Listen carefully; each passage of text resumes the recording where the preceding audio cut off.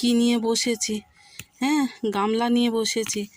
এই একটা গামলায় আমি তো অনেকগুলো করে গাছ দিই, আপনারা জানেন। এক প্রস্ত তুলে নিই আর এক প্রস্ত আবার দিয়ে দিয়ে দেখুন শাক তুলে নিচ্ছি। এখানে একটা বিনস আছে, তো আমি জানি না এটা আমাদের ওয়েদারে হয় কি না, এটা পাহাড়ি বিনস।